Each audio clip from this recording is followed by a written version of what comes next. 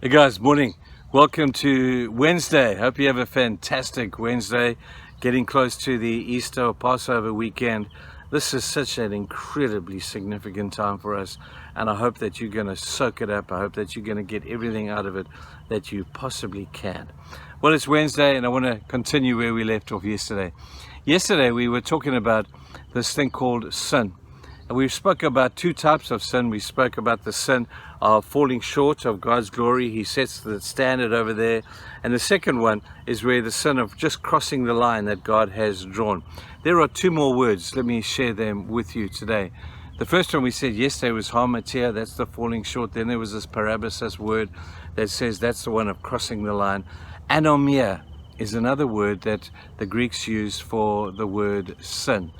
It's the word of blatant lawlessness. It's the sin of deliberately going in the face of the one in authority, or God in our particular case. It's the sin of where we shake our fist in the face of God and say, you have no right to my life. I'm doing this thing and I'm going to do it as we know the song says. I don't care what you say, I'm going to do it my way. And the crazy thing is that in the world today, we tend to in a worldly sense, we tend to glorify people who live according to their way. I cannot tell you how many funerals I've done where I've had people stand up and say, man, he was a great man and he did it his way. And I'm thinking, yeah, right, that's not the greatest way ever. God's way is always the best.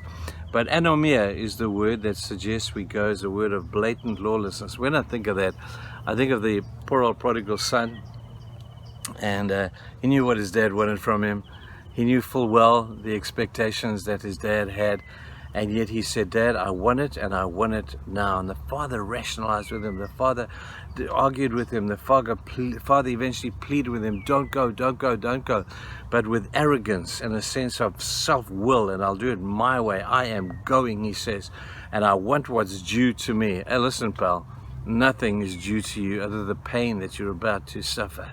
And sure as nuts, he took it and off he went. And in the light of his anomia, sinful state, he lost everything, ended up in a pigsty, and he felt the pain of going blatantly and lawlessly in the face of a beautiful and a holy and a gracious God. A man who sins like this is saying, God, you have no right to my life. God, you have no claim on me. I choose to go my way. It's blatant, it's out there, it's obvious. That's the anomia, sin.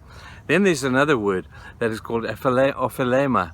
And the picture here is of kind of the sin that will be referred to at Judgment Day.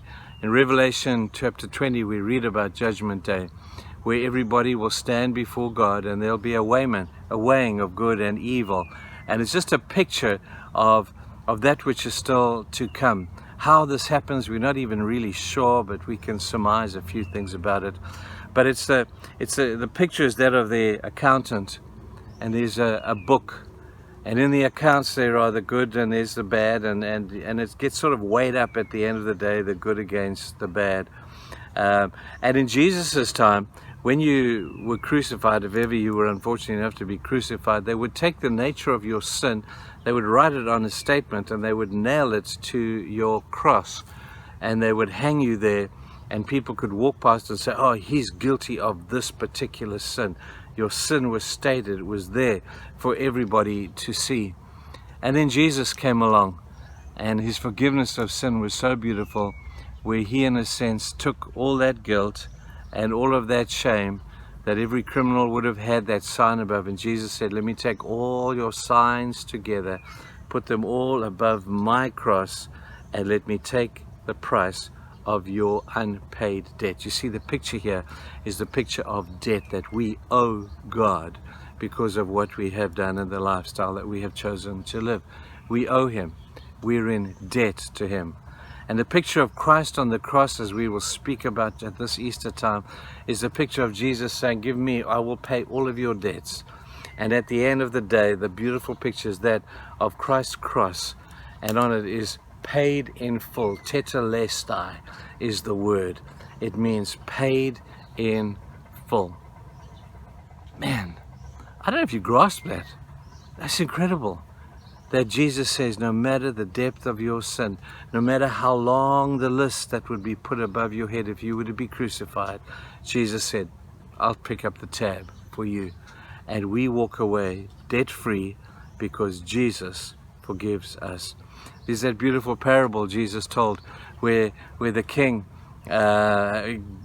called the people to a day of reckoning, somebody who had owed him a lot of money. And the guy came in and he pleaded with the king and he said, King, I cannot pay. And the king, at his own volition, said, you're forgiven. Sadly, the story doesn't end well, but we'll pick up on that maybe tomorrow or the next day.